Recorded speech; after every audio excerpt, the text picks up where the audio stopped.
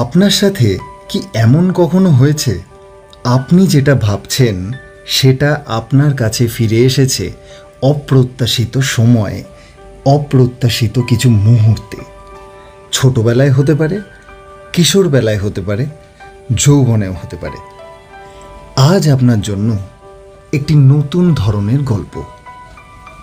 আপনাদের কাছে মাঝখানে বিভূতিভূষণ বন্দ্যোপাধ্যায়ের লেখা মায়া নিয়ে আসার কথা ছিল আমার। মায়া গল্পটাকে একটু সুন্দরভাবে, আরও সুন্দরভাবে আপনাদের কাছে আনার জন্য আমি কিছুটা আরও একটু সময় চেয়ে নিচ্ছি। এই কারণে আমি ক্ষমাপ্রার্থী। আজ শুনবেন সত্যজিৎ রায়ের ছোট গল্প নিতাই বাবুর ময়না। সমস্ত চরিত্রেই যথারীতি আমি প্রদীপ্ত। শুনতে থাকুন, ভালো লাগবে। আর ওই অপ্রত্যাশিত ফিরে পাওয়ার ব্যাপারটা, ওটাও ফিরে পাবেন।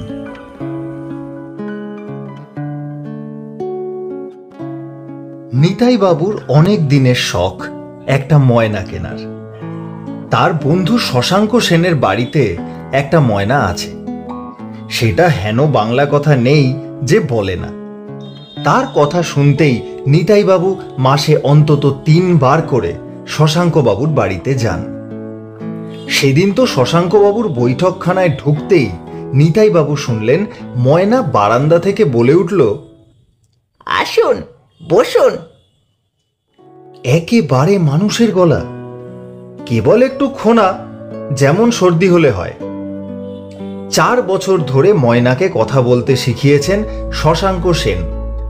তার ছেলে আর গিন্নিও বাদ যাননি। সুতরাং পাখির কথার স্টক এখন বিশাল। নিতাই বাবু মুগ্ধ হয়ে শোনেন আর মনে মনে ভাবেন, এমন একটা পাখি থাকলে নিরানন্দ সন্ধ্যাগুলি চমৎকার কেটে যায়। শশাঙ্ক বাবু বন্ধুকে দোকানের সন্ধানও দিয়ে দিয়েছেন। নিউ মার্কেটে পাখির সেকশন জানো তো, সেখানে গিয়ে লতিফের দোকানে খোঁজ করবে। আমার এই ময়নাও লতিফের দোকান থেকেই কেনা। নিতাই বাবু ন্যাশনাল ইন্স্যুরেন্স কোম্পানিতে অ্যাকাউন্টস ডিপার্টমেন্টে কাজ করেন। বিয়ে করেননি। থাকেন ভবানীপুরে বেনিনন্দন স্ট্রিটের একটা ফ্ল্যাটে। অফিস টাইমে মার্কেটে যাবার উপায় নেই। অফিস ফেরতও যাওয়া হয় না, কারণ মার্কেট বন্ধ হয়ে যায়। তাই গুড ফ্রাইডে ছুটিতে সকাল 10টায় নিতাই বাবু মার্কেটে গিয়ে হাজির হলেন। পাখির বাজার কোথায় জানাই ছিল, সেখানে গিয়ে লতিফের কথা জিজ্ঞেস করতেই এক ভদ্রলোক এগিয়ে এসে বললেন, কেন স্যার, লতিফ কেন? আপনার পাখি চাই তো? নিতাই বাবু হ্যাঁ বলতে ভদ্রলোক বললেন, তা আমার দোকানে আসুন না, আমার স্টক কারু থেকে কম না। দোকানটা বড়, তাতে সন্দেহ নেই। আর পাখিতে বোঝাই, কিচির মিচির শব্দে কান পাতা যায় না। কি পাখি খুঁজছেন? জিজ্ঞেস করলেন ভদ্রলোক। ময়না। তা কটা চাই আপনার? এই দেখুন, খাঁচার শাড়ি আর সব কটা ময়না। কথা বলে? ময়না কথা বলবে না, এই শিখিয়ে নিলেই বলবে। টকিং বার্ডের মধ্যে ময়নার পজিশন একেবারে টপে। হ্যাঁ, তবে একটা কথা, এই ময়না কিন্তু 2 রকমের হয়, নেপালি আর আসামি। দুটোই তফাৎ কি? আসামির দাম বেশি, কারণ কথা বলে বেশি ভালো। নিতাই বাবু মনে মনে আসামি ময়না নেওয়াই স্থির করে ঘুরে ঘুরে পাখি দেখতে লাগলেন। আমার নামটা মনে রাখবেন স্যার, বললেন দোকানের মালিক। মণিলাল কর্মকার। 56 বছরের ব্যবসা আমাদের, গ্র্যান্ডফাদার স্টার্ট করেন। খাঁচা সমেত ময়না পাওয়া যাবে তো? নিশ্চয়ই, তবে খাঁচার দাম আলাদা। আপনি আগে চয়েস করুন। এই যে এইগুলো আসামি আর এইগুলো নেপালি। নিতাই বাবু আর সময় নষ্ট না করে একটা আসামি ময়নার দিকে দেখিয়ে বললেন, এইটা আমি নেব। কিছু দরাদরির পর 300 টাকায় রফা হলো। পাখি 220 আর খাঁচা 80। নিতাই বাবু খাঁচা সমেত পাখি নিয়ে নিউ মার্কেটের সামনে দাঁড়ানো একটা ট্যাক্সিতে চড়ে বাড়ি মুখো রওনা দিলেন। ছোট্ট ফ্ল্যাট, দুখানা ঘর আর একটা অপরিসর বারান্দা, একা মানুষের পক্ষে যথেষ্ট। চাকর গনসার হাতে খাঁচাটা চালান দিয়ে নিতাইবাবু বললেন, এটাকে বারান্দায় টাঙিয়ে রাখার ব্যবস্থা কর। পাখিকে কি খেতে দিতে হবে সেটা বলে দিয়েছিল মণিলাল কর্মকার। সে ব্যাপারেও চাকরকে নির্দেশ দিয়ে দিলেন নিতাইবাবু। বলো দেখি, রাধাকেষ্ট? নিতাইবাবুর তর সইছিল না। নাওয়া খাওয়া হয়নি, তাও পাখির বাকশক্তি পরীক্ষা না করে তার স্বস্তি নেই।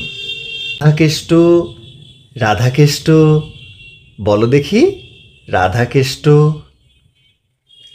খাঁচার সামনে দাঁড়িয়ে পাখির দিকে এক দৃষ্টে চেয়ে আবার বললেন নিতাইবাবু।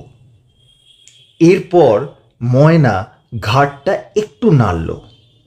তারপর পরিষ্কার গলায় কথা এলো, হ্যালো, গুড মর্নিং। সে কি, পাখি যে ইংরেজি বলে! নিতাইবাবুর বিস্ময় কাটার আগেই পাখি আবার কথা বলল, you rascal.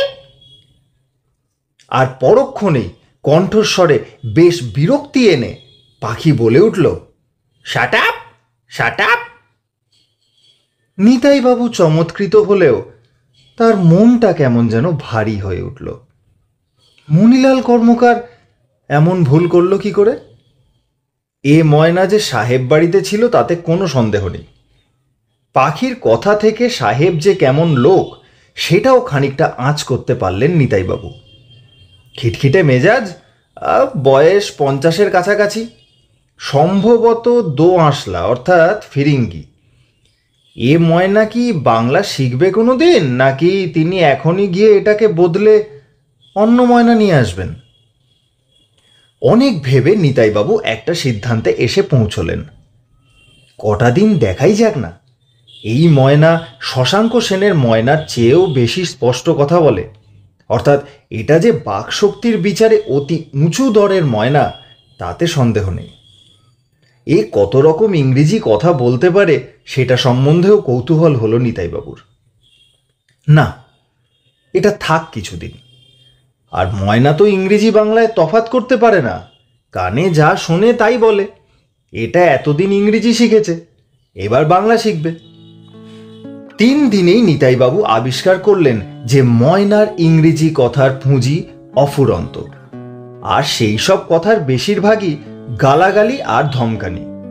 Stupid, fool, silly ass, you idiot, damn it, shut up, get out, এই জাতীয় কথাই বেশি। আর এই সব কথা শুনলে মনে হয় ময়নারই মেজাজ যেন তিরিক্ষি। এদিকে বাংলা শেখানোর চেষ্টাতেও বিরতি নেই। রাধাকেষ্ট, জয় মা তারা, দুর্গা দুর্গা, ঠাকুর ভাত দাও, আসুন, নমস্কার, কেমন আছেন, এইসব এবং আরও অনেক ছোট বড় কথা নিতাইবাবু সকালে অফিস যাবার আগে এবং সন্ধ্যায় অফিস থেকে ফিরে তার ময়নাকে শেখাতে চেষ্টা করেন। আধ ঘন্টা চেষ্টার পর ময়না যখন তীক্ষ্ণ স্বরে স্টপ ইট, স্টপ ইট বলে ওঠে, তখন হতাশায় নিতাইবাবুর বুকটা ভরে ওঠে। পাখি জিভ দিয়ে কথা বলে কিনা সেটা নিতাইবাবু জানেন না, কিন্তু তাই যদি হয় তাহলে এ পাখির জিভ যে ইংরেজি বলার জন্যই তৈরি তাতে কোনো সন্দেহ নেই। 2 মাস চেষ্টার পর নিতাইবাবু হাল ছেড়ে দিতে বাধ্য হলেন। তবে ময়নার শখ এখনো মেটেনি। তাই তিনি স্থির করলেন যে মণিলালের দোকানে গিয়ে এই ময়না ফেরত দিয়ে অন্য ময়না নিয়ে আসবেন, আর আনার আগে পরীক্ষা করে নেবেন সে ময়না বাংলা না বলে অন্য কোনো ভাষা বলে কিনা। সামনে ছুটি নেই, তাই একদিন অসুস্থতার অজুহাতে আপিস কামাই করে নিতাইবাবু ময়না সমেত নিউ মার্কেটে গিয়ে হাজির হলেন। মণিলালের দোকানে গিয়ে ঢুকতেই কর্মকার মশাই চোখ কপালে তুলে বললেন, এ কি আপনি? এ যে আশ্চর্য ব্যাপার মশাই। দোকানে যে আরেকজন খদ্দের রয়েছে সেটা নিতাইবাবু ঢুকেই লক্ষ্য করেছিলেন। মণিলাল বাবু এবার বললেন, এ কি কেলেঙ্কারি মশাই! ভুল করে ফেরিস সাহেবের ময়না আপনাকে বেচে দিয়েছিলাম। এখন সাহেব এখানে এসেছেন সেই ময়নার খোঁজে। আরে না পেয়ে আমায় এই মারে তো সেই মারে। ফেরিস সাহেবকে দেখেই নিতাইবাবুর মনে হয়েছিল যে তার অনুমান মিথ্যে হয়নি। এ লোক যে অত্যন্ত বদমেজাজের লোক সেটা তাকে দেখেই বোঝা যায়। সাহেব নিতাইবাবুর হাতের খাঁচাটা দেখেই চেঁচিয়ে উঠলেন, হোয়াই, দ্যাটস মাই ময়না। নিতাইবাবু ভাঙা ভাঙা ইংরেজির সঙ্গে হিন্দি মিশিয়ে বুঝিয়ে দিলেন যে তিনি ময়নাটা ফেরত দিতে এসেছেন, কাজেই সেটা নিতে পারেন। সাহেব তাতে যে ঘটনাটা বললেন তা হলো এই: একটা বিশেষ কাজে তাকে হঠাৎ অস্ট্রেলিয়া চলে যেতে হয় 3 মাসের জন্য। সেই ফাঁকে তার হতচ্ছাড়া জুয়ারি ছেলেটির হঠাৎ কিছু ক্যাশের দরকার পড়ায় সে তার বাপের ময়নাটি বেচে দেয়। হি ইজ আ স্কাউন্ড্রেল, শোক পাকিয়ে বললেন ফেরিস সাহেব। আমি গতকাল ফিরে এসে ময়না নেই দেখে মহা খাপ্পা হয়ে উঠেছিলাম। তখন পিঠা বলল যে মণিলালের দোকানে সে ময়নাটা বেচেছিল, সেটা এখনো সেখানে থাকতে পারে। তখন আমি হন্তদন্ত এখানে এসে দেখি যে this full Manilal has sold it to a Bengali customer. আমি তো মাথার চুল ছিঁড়তে বাকি রেখেছিলাম। তা তুমি ময়নাটা ফেরত দিচ্ছ তো? নিতাইবাবু বললেন, yes, I shall buy another one. Very good, কিন্তু তোমার কি এই ময়নাটা পছন্দ হয়নি? না সাহেব, খুব চতুর পাখি, কিন্তু ও ইংরেজি ছাড়া কিছু বলে না। 2 মাস চেষ্টা করেও আমি ওকে বাংলা শেখাতে পারিনি। মণিলাল কর্মকার নিতাইবাবুর দিকে ফিরে বললেন, তাহলে আপনি কি অন্য একটা ময়না দেখবেন? আমার কাছে একটা ফার্স্ট ক্লাস নতুন আসামি ময়না এসেছে, চোস্ত বাংলা বলে। কই দেখি।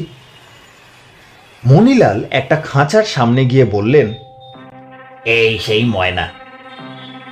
নিতাইবাবু খাঁচার দিকে ঝুঁকে পড়তেই ময়না বলে উঠল, চিন্তামণি, চিন্তামণি। নিতাইবাবু আর দ্বিধা না করে বললেন, এই পাখিটাই আমি নেব। তুমি আমার ময়নাটা কত দিয়ে কিনেছিলে? নিতাইবাবুকে জিজ্ঞেস করলেন ফেরিস সাহেব। আগে খাঁচা সমেত 300 টাকা, বললেন নিতাইবাবু। ফেরিস সাহেব মানিব্যাগ বার করে তার থেকে 3টে 100 টাকার নোট বার করে নিতাইবাবুকে দিয়ে বললেন, আমার গুণধর পুত্রটির জন্য আমার নিজের পাখি আমাকে দ্বিতীয়বার পয়সা দিয়ে কিনতে হলো। হ্যাঁ, anyway, all's well that ends well. আশা করি এই 2 মাসে আমার পাখি ইংরেজি ভুলে যায়নি। সাহেবের মুখে এই প্রথম হাসি দেখা দিল। নিতাইবাবু এবার ফেরিসের কাছ থেকে পাওয়া 300 টাকা মণিলাল বাবুর হাতে তুলে দিলেন। মণিলাল বাবু বাংলায় ফিসফিস করে বললেন, পাখি নেই দেখে সাহেব আমাকে যা গাল দিলেন, আমার কান এখনো ভোঁ ভোঁ করছে। ফেরিস সাহেব এবার তার হাতের ময়নাটার দিকে চেয়ে বললেন, টুটসি, সে হ্যালো গুড মর্নিং, সে হ্যালো গুড মর্নিং। খাঁচার পাখি কয়েক মুহূর্ত চুপ থেকে নাকি সুরে, প্রায় মানুষের গলায় পরিষ্কার উচ্চারণে বলল, রাধাকৃষ্ণ ঠাকুর ভাত দাও, দুগ্গা দুগ্গা।